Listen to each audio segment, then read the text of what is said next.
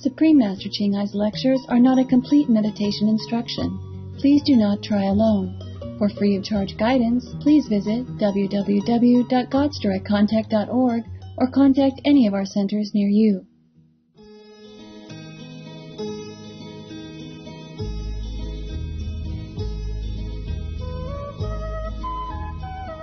El episodio de hoy será presentado en inglés con subtítulo en árabe, aulacense, también conocido como vietnamita, búlgaro, chino, croata, checo, inglés, francés, alemán, hindi, húngaro, indonesio, italiano, japonés, coreano, malayo, mongol, persa, polaco, portugués, punjabi, rumano, español y tailandés.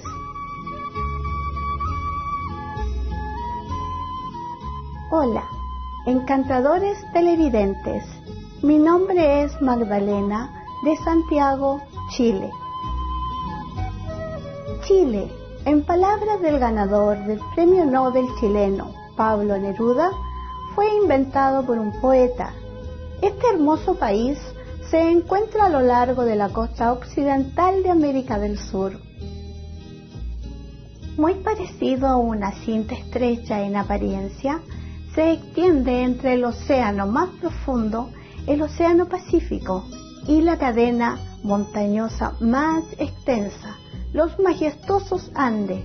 Su impresionante paisaje contrastante y su profundo patrimonio cultural han convertido esta tierra en un destino único para visitantes de todo el mundo.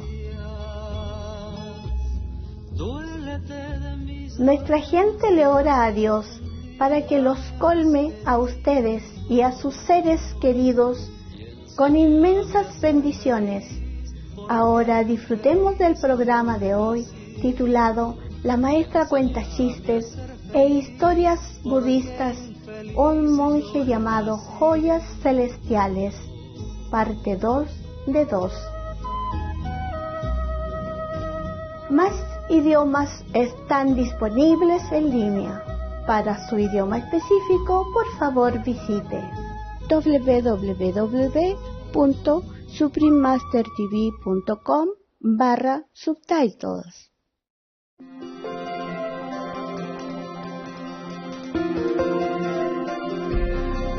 Durante más de 3 décadas, la Maestra Suprema Ching Ai ha iluminado nuestro mundo con sus enseñanzas divinas. Una maestra totalmente iluminada imparte el método Guanyin de meditación a aquellos que desean descubrir inmediatamente la naturaleza de Dios interna y alcanzar en una vida la liberación eterna del ciclo de la transmigración. El método Guanyin ha sido practicado por todos los maestros iluminados, tales como Buda, Jesucristo, el profeta Mahoma, la paz sea con él, y Gurú Nanak.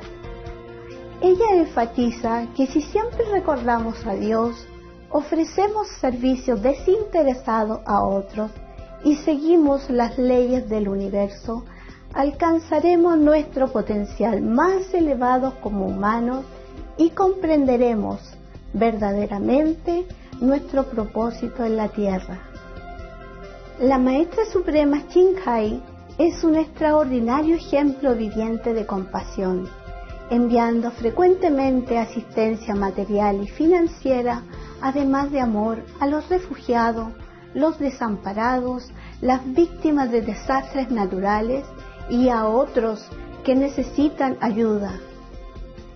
En el 2006 recibió el Premio Gusi de la Paz, considerado el Premio Nobel de la Paz de Oriente, y ha sido honrada a través de los años con otros numerosos premios y galardones por sus excepcionales obras filantrópicas y humanitarias.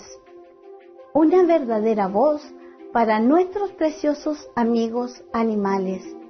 Ella promueve la pacífica y amorosa dieta a base de plantas y prevé, con el despertar de la humanidad, hacia lo sagrado de todas las vidas, un tranquilo y glorioso mundo, completamente vegano, donde los animales y las personas viven en dichosa armonía. Sus iniciativas para difundir la tendencia vegana son diversas y han incluido la distribución del volante de vida alternativa, la cadena internacional de restaurantes veganos Living Food, Supreme Master Television, además de hablar regularmente con influyentes líderes de gobierno y medios de comunicación y participar en conferencias televisadas sobre el cambio climático, tanto si somos conscientes de ello como si no. Sus esfuerzos han tenido una enorme influencia sobre la conciencia mundial del estilo de vida amigable con los animales y de cómo esta benévola forma de ser puede traer paz duradera entre las naciones a la vez que salvamos nuestro planeta del cambio climático. A lo largo de los años, la Maestra Suprema Ching ha viajado por todo el mundo, desde las Américas hasta África, desde Europa hasta Oceanía, y ofrecido cientos de discursos al público y a sus discípulos sobre una variedad de temas espirituales. Hoy somos bendecidos con la presentación de una de estas reveladoras conferencias titulada La Maestra cuenta chistes e historias budistas, un monje llamado Joyas Celestiales, parte 2 de 2, en Entre Maestro y Discípulos, dada en inglés el 29 de agosto de 2015 en Francia.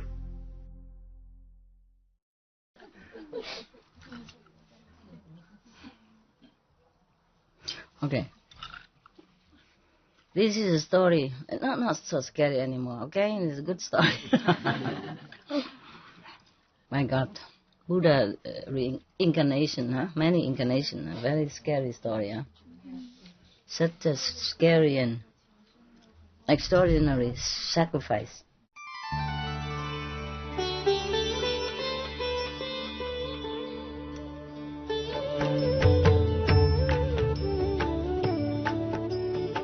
According to Buddhism and the belief and tradition, when you read sutra and all that, you have to put on incense, flower, and bow to the sutra first and thank all the Buddhas and Bodhisattvas in 10 directions, all respectfully, before you read it, okay?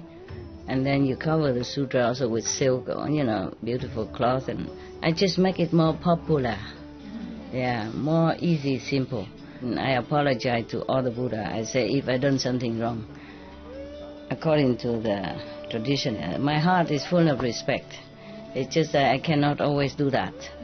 So please, all the sin, whatever I've done wrong, is all on me. At least other people, they hear the names of the Buddha, according to the sutta, they will get benefit. Yes. Okay, this is a story about a monk called Celestial Jewels. Thus, I have heard one time the Buddha was in Save country in the garden of a charitable nobleman and the Prince Gida. In this city, there was a noble family, a nobleman. His wife had just given birth to a boy, which is very, very good looking. And in the middle of, while giving birth to this boy, suddenly from the sky, a lot of jewels raining down, like gold, silver, semi-precious stone, precious stone, all kind of stones, all kind of beautiful, tiger eyes and diamonds, all kind of precious stone rain down on the yard, full. The yard is full of of jewel. Oh, everybody was so excited. The whole village people came to look and help them to pick up all the jewel.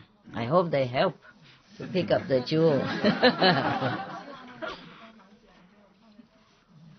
And everybody praised the parents for such a good, virtuous family that gave birth to a beautiful child and so meritorious. And they said to themselves, this is a rare, truly rare phenomenon. Since times immemorial, we never saw, probably never happened like this. So the parents was perplexed, and worry also, mixed feeling. He was thinking, what kind of omen is this?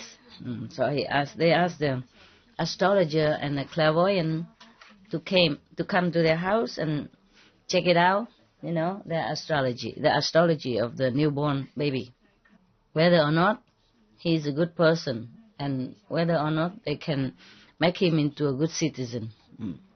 And so the astrologer said, please bring the boy here, out. Yeah, so the wife brought the child out.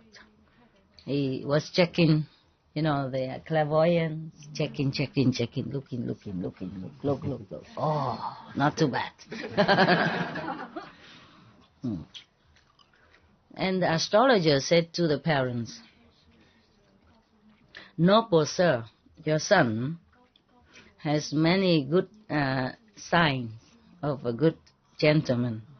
Like his head is round. Is your head round? If not, just cover it, no problem. His head is round, his nose is straight.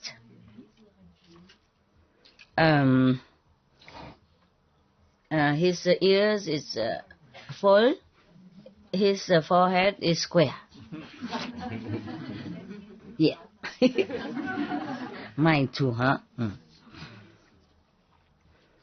And then his feet and his hands are all full, kind of very full, thick and full. How can they tell it's just a baby? All baby has really chubby hands and chubby feet, right? Yeah. Never mind. Okay. And he said this boy is going to be a benefactor to the country, to society, if he stay at home. If he become a monk, he will attain liberated level of consciousness. Yeah. So both of you have peace. Take good care of him. It will be okay. Yeah. Parents heard that. Oh, happy. Who wouldn't be, huh? So they asked him to choose a name for the boy. The clairvoyant astrologer said, because when he was born, there's so much jewel raining down from the sky.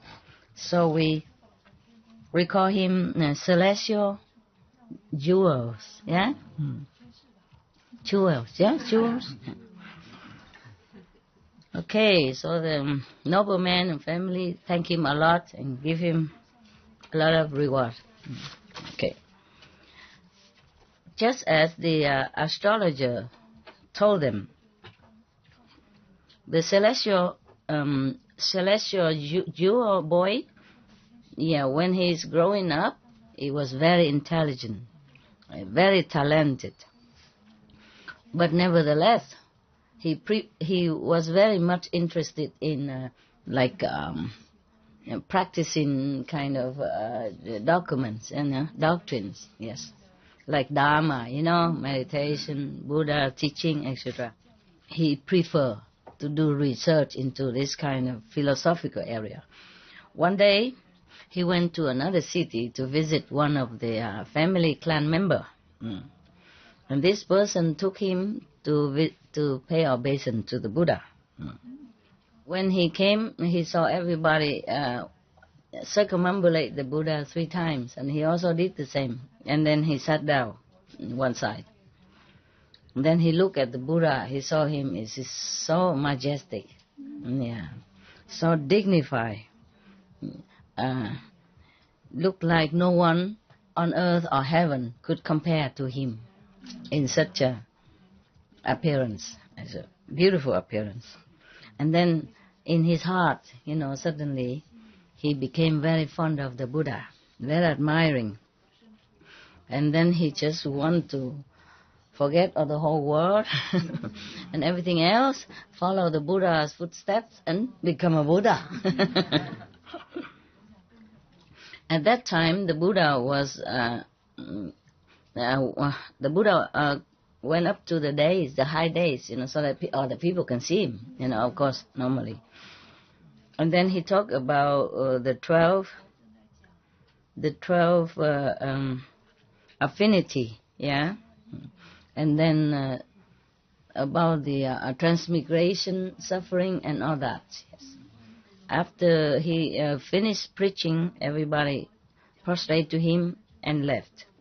And the celestial jewel boy, after listening to the Buddha, he was so happy, his heart so open, so pleased. And then he already decided right there to follow the Buddha footsteps, to be a monk with him. So as soon as he came home, he kneeled in front of his parents and said to them, "Obeisance to both my beloved parents." To be able to attain a human birth is really, truly, very, very rare. But to see a living Buddha physically in this world is even much, much more rare. Yesterday, I had a chance to see the Buddha. And then I have heard him talking, preaching the Dharma, the truth, the precious truth Dharma. So I observed that only Buddhism, at that time, the Buddha's teaching is the best that can liberate you. No other preaching, no other teaching at this time could do thus. So please allow me to leave home. The parents saw that the boy has such a tendency for spiritual practice, was very pleased. They were very pleased. So he said yes. They say yes. If you would like to become a monk, renunciate, we are very pleased. So after getting the permission from the parents, he prostrated to them, and then he left and go find the Buddha. He went to see the Buddha, and he said he also prostrate now in front of the Buddha and say, "Obeisance to the World Honored One. Since times immemorial, we are transmigrating in the sea of suffering, birth and death and old age and a lot of pain and sorrow. No one has helped us. No one could have helped us. Now, the Buddha is like a ship, a boat, that come on time and rescue all of us. Today, I came here with all my utmost sincerity. Please accept me as your renunciate disciple, so that I can find the liberation in this lifetime. Please have mercy and accept me." Then the Buddha, of course, say, "Welcome be to you." Welcome monk, So now must be 1,258 or something. Not 50 anymore, huh? No. Maybe 60 something. We lost count now. They just count one by one like that. Make trouble for us to keep count. If they came all together, it would be easier for me. After the Buddha said that, his hair suddenly all fell off. So you alright. Mind you, be careful. If you see the Buddha and if you don't want to be monk, don't go too near. Understand? Don't say anything. Because if you say you want to become disciples, he think you you want to be monks, and then your hair just naturally fall off like that. Then it won't grow back again. That is the thing. If the Buddha say that, if you shave with your a knife, then it may grow back. But if the Buddha say, "Welcome, be cheap," and your hair won't grow back. So be careful. If you see any Buddha, tell him first. Yeah, nowadays many live in Buddha, Yeah. For example, many Tibetan monks, they say, live in Buddha. Live in Tuku. For example, no? So if you go near any Tibetan Tuku, you would say, please, I like my hair. I want to keep it. Just in case, If you want to be a disciple from some of these Tibetan living Buddha reverends, you have to tell him first, I'd like to study with you.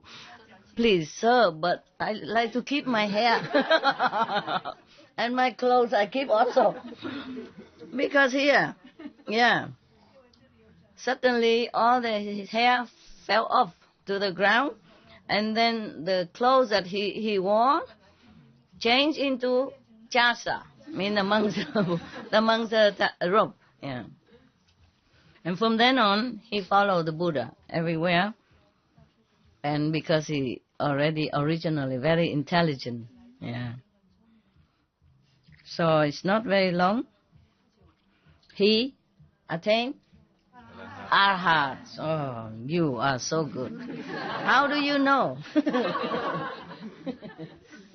Magical power, huh? Normally I should give you one of this kind of lecture once a month is enough for you to have time to digest and to practice it, But because of many other outside, so I read it all, okay? I read a lot every day. And slowly you go home, you have to check it out again, okay? Assimilate it and truly think about it, bring it into practice. Okay, now we make it fun and happy and joyful. But at home you should seriously consider each lesson, as if the only one before you die. So you have to study it well, Really, really try to understand it and practice it, okay?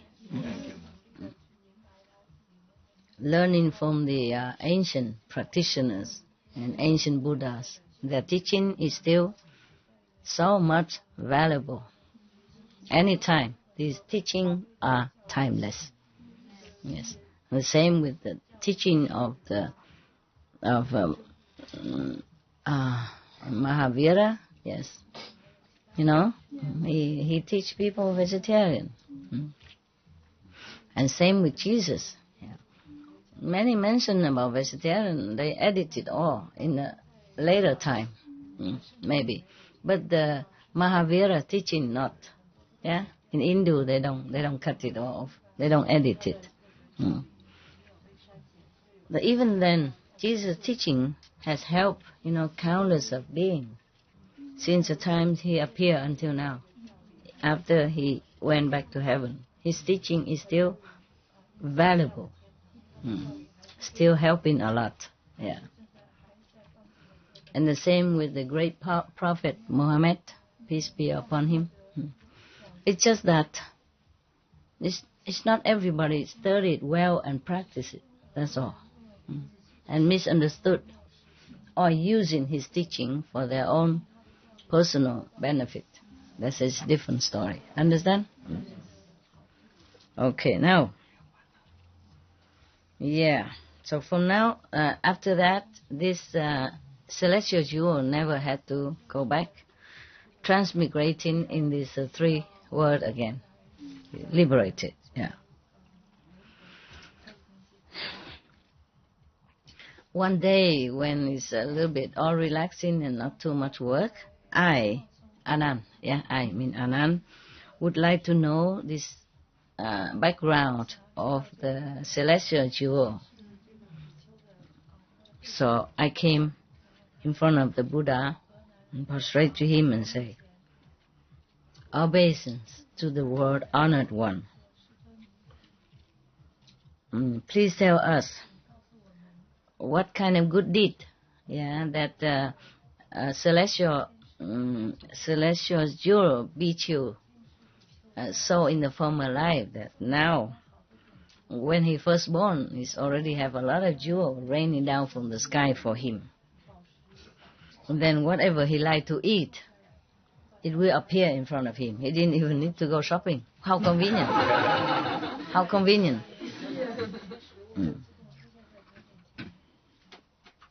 So please, could you explain to us? You see, it's always Anand who asks, eh? Yeah. And nobody else asks anything. Rarely. In other sutra, yes, like maybe Manjushri or Sariputta, but rarely. Most of the time, just Anand who asks. Yeah. So I was wondering. But these are simple questions anyway. They're not very highly spiritual, so okay, he can do it. Because I was wondering if he know how to ask so good questions, and why was not he enlightened before the Buddha Nirvana? Understand? But I guess now this is a kind of similar, very simple story and simple question. It's easy to ask. So the Buddha told Anand,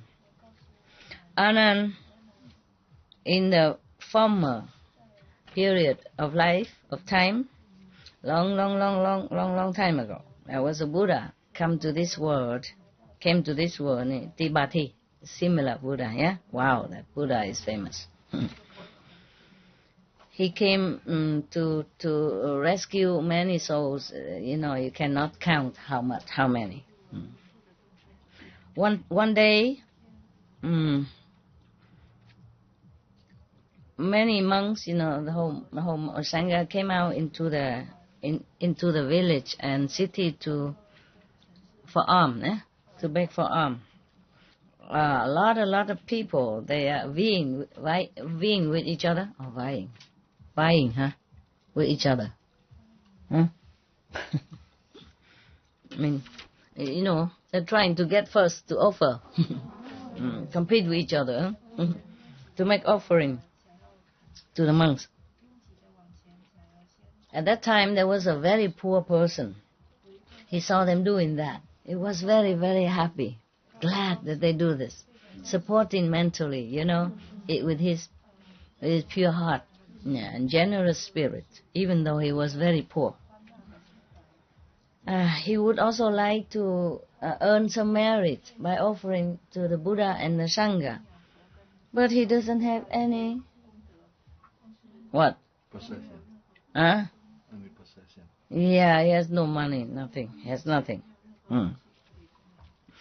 So, but he was so pleased or happy in his heart, he didn't know what to do. So then, reluctantly, he took a piece of stone. It looked like jewel, kind of, round and beautiful.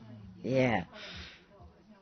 A handful of that. Those pebbles, sometimes they look beautiful, round and shining. Yeah. So he took a handful of that, and then he how you say, spread it, on the road where the Sangha is walking. Yeah. And then he left, but with all his sincere heart and respectful heart. And then at that time he said, again, he said, like everybody else before, please give me the blessing so that life after life I will have a long life and born in a noble and rich families. And then also have liberating way of practice, just like all of you reverend. It is always rich and famous first and then liberating after. Yeah, and that's what he will get, I think.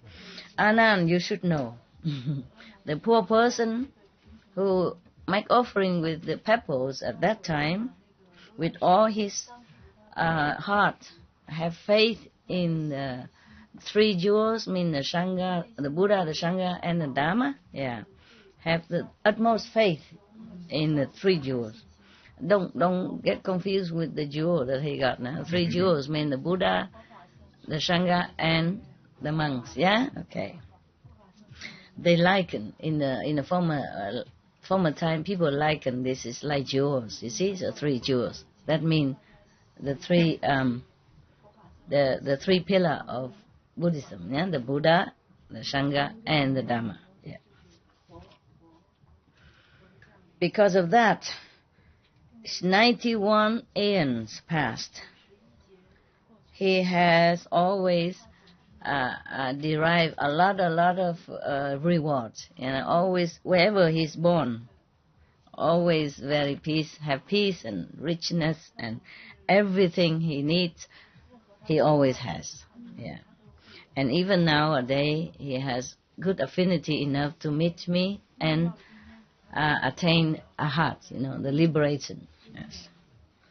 So at that time, all the people in the assembly, hearing the Buddha first, they all aspire to make more offering. Yeah, and how you say, really appreciate the merit that any offering brings to them. Yeah. And then because of that, many people attain different levels of consciousness at that time. I guess he was not just saying that, but he gave initiation too. Just like whenever I give initiation, different people see different light, different level, like that. Yeah? I don't just talk. Just afterward give initiation. That was before, when I went around the world and do that. Yeah. Okay, so everybody happy? Bow to the Buddha and get out. I mean, go home. Okay, huh? All right. Every day one story. Good enough.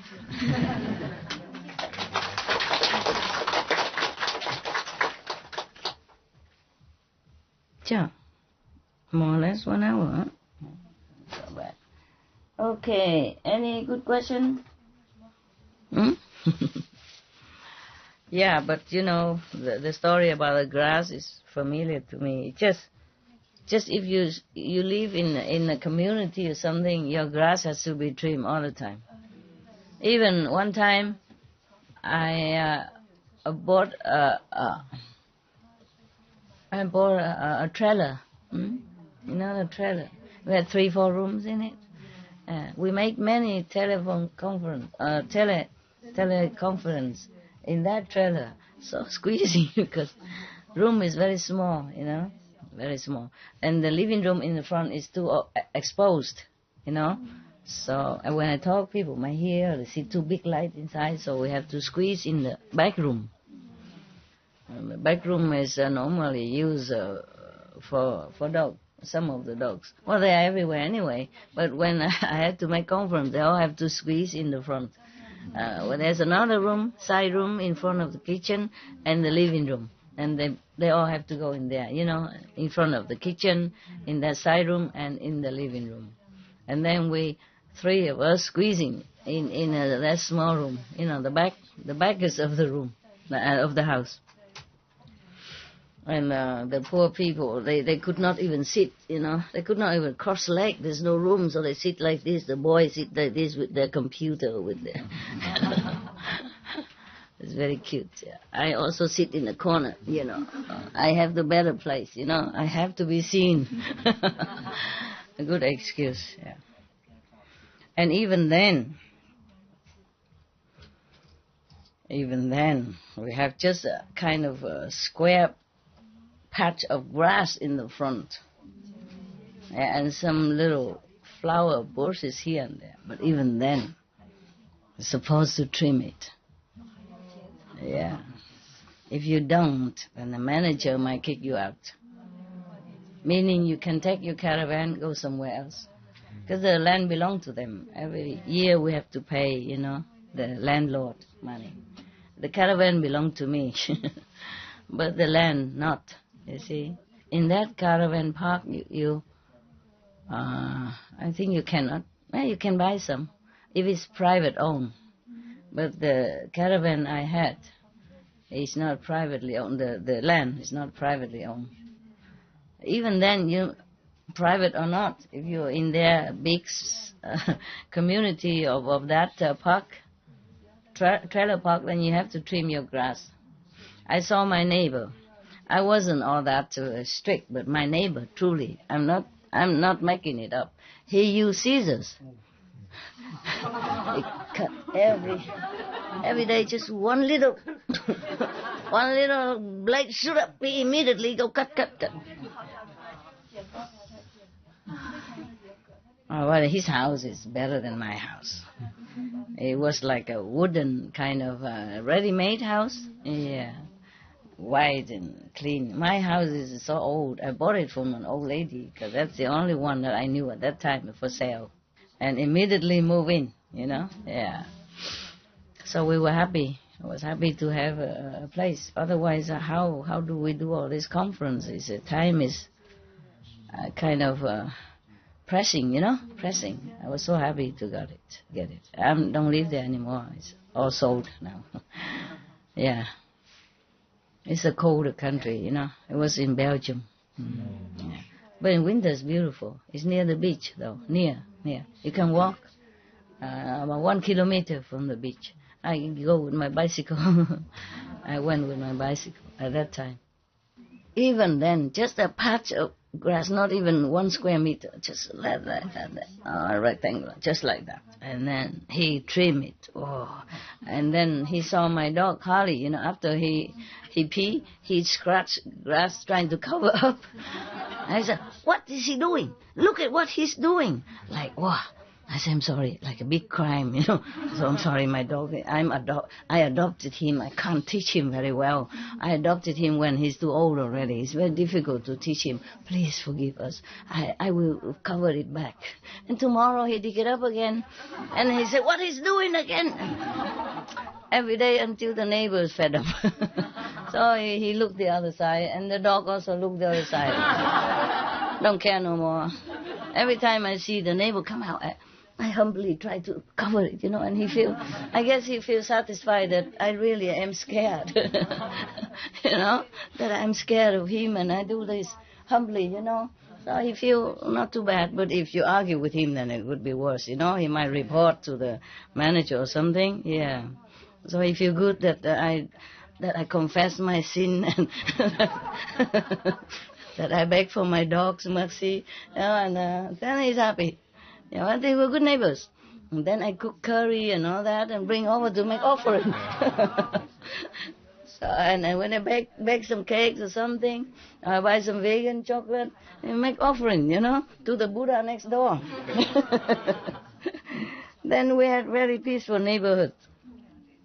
Not just him, but around the neighbor, eating my cakes, and they're all very peaceful. Lovely, yeah. It's just that over there I cannot have all of you like this. Surely not. Yeah? Yes. But at least life was peaceful. Yeah. Peaceful. Talking about grass. Yeah. We humans do many nonsensical things, huh? Work a lot for nothing. Yeah. But you have to. It's a law. Yeah, because if you don't cut your grass, then may somebody report and put you in jail even. Yes, it happened. There was, I looked on TV a long time ago, there was one lady, she's too old. She didn't cut the grass in front of her house or around her house. And the neighbor kept warning her, and then she couldn't do it. She's alone and old, So they reported to the police, and the police really came and put her in jail. Imagine that. Really? And then when he came, but all the kids in the neighborhood, feeling sorry for a lady.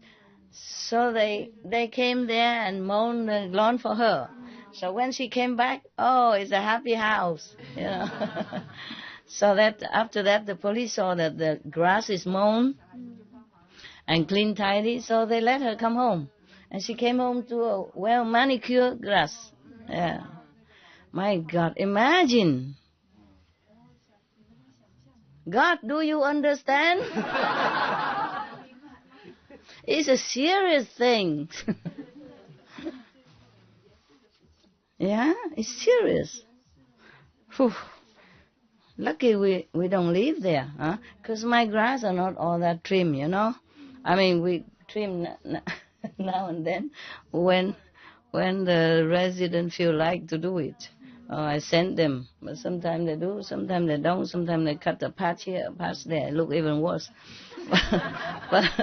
but you know, at least they don't put me in jail. Oh, yeah, what a word, huh? For a piece of grassy garden, you go to jail. It's true, the story, true story. In Germany, it's almost... Germany also? Even if it's our old garden, our old home, Yeah. no? If we don't trim the grass and don't trim the trees, and the neighbor get angry. Yeah. They look all the time. Yeah. This is so... I know. Yeah. Some places like that. When I was in Germany, the grass always mown, so it's okay. Yeah. It's okay. Just that a lot of work, huh? Mm. It's nice to have grass, but this is too serious, no? Yeah. Because in such a community, you cannot just have your garden with wheat growing, with different kind of flowers, all that. When I was in San Jose, I own a mountain, a little mountain.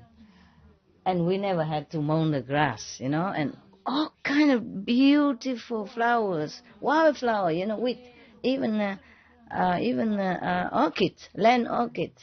Oh, beautiful. And all kind, I don't know what name, different colors, beautiful. And I always walk around and look, and my heart feels so good, so good. But the neighbors make so much trouble, don't let us pass through and all that. So later I had to sell it. Again, I still remember that place. I love it. That's almost the only mountain that still has tree. Many other mountains are all, you know, nude. They cut it or it's dead. I don't know why.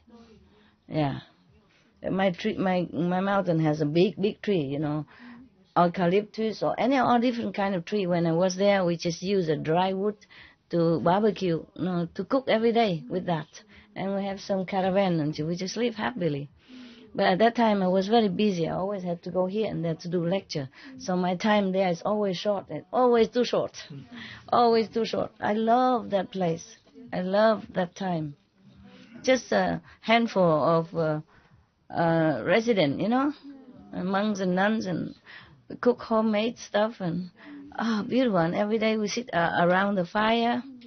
And we eat our food, and we talk, and we laugh, and it was really beautiful. It's like heaven to me.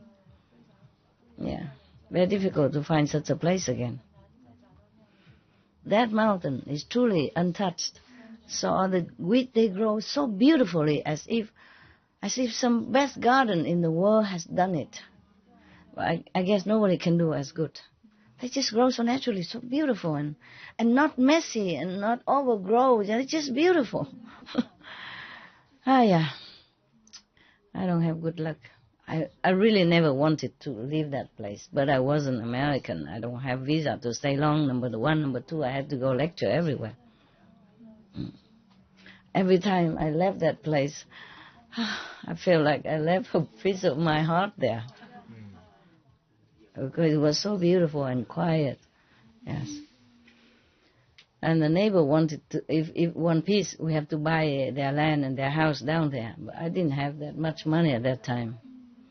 I have to use it to buy another piece of land for the disciples in San Jose also. But the other one, you know. And then also have neighbors' problem with horse and with water and all kind of, and still have now. No more? Better now? They buy it? They bought the land? No? No? Just as it is, but it's just better. Ignore it, huh? Better. Okay, good.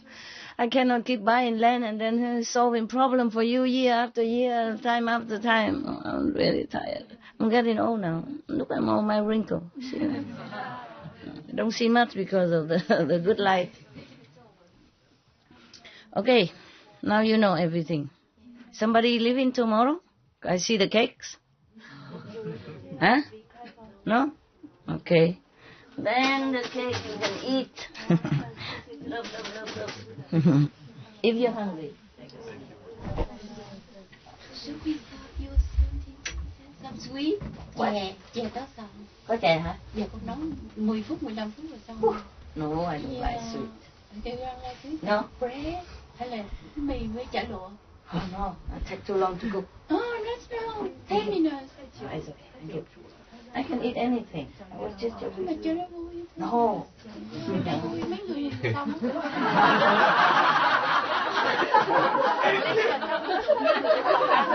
Làm cho phụ ăn cho vui. No, it's okay. No. Because I getting fat too. No, it's not bad. I'm getting fat here only. That is not. If I'm fat all over, then it's not bad. But I'm fat just here. I feel it. It's a big difference from the when I was in the mountain. You don't know it. I know. Okay? No matter what you say, I know. I cannot believe you because I know. Yeah. In the mountain, I don't cook a lot. I don't cook good, and so I wasn't that fat. And I feel light, you know. And now I feel light. I'm walking like, you know, easier. And now I walk, feel something. And I'm carrying something. So if one day, today, I was thinking maybe 1 week you cook. Every 2 days a week is good enough. I eat anything with them. Otherwise they're jealous. They think, oh, eat something good.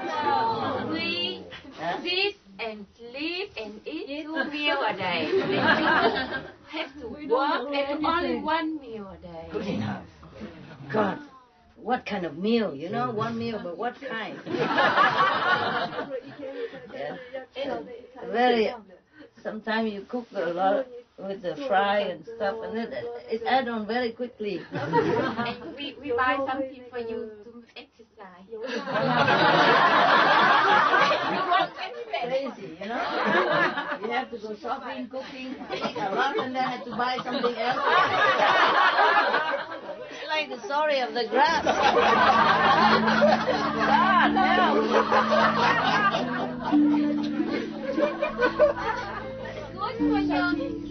How about not cooking the fried stuff anymore? no, also that's good.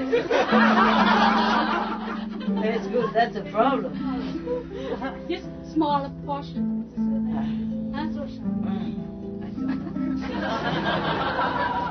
What did you eat today for dinner? Was it good? Yes. Same like yesterday? Because the morning is same like yesterday. Huh? Similar like yesterday. Yeah. Except the salad sauce today, she put some oil in it. Normally she says she don't put oil in anything. Yeah, a little bit okay, but not too much. It's okay also. Yeah. I don't know because I don't know. The Vietnamese food is so compatible to me, you know. So I like it a lot, and I eat a lot. Okay. All right then. Thank you very much. Thank you, Master. Thank you for your love. Okay. Tomorrow is no problem. Ciao.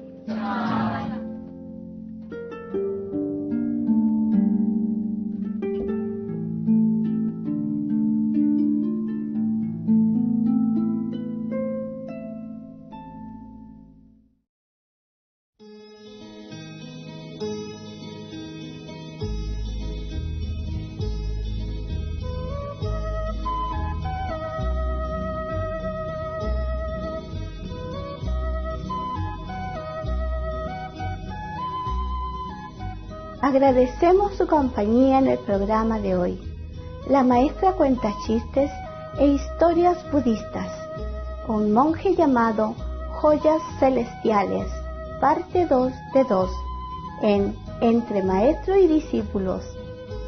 Que Dios bendiga nuestro planeta con paz, amistad y armonía para todos los seres. Para más detalles, por favor visiten www.suprememastertv.com/BMD.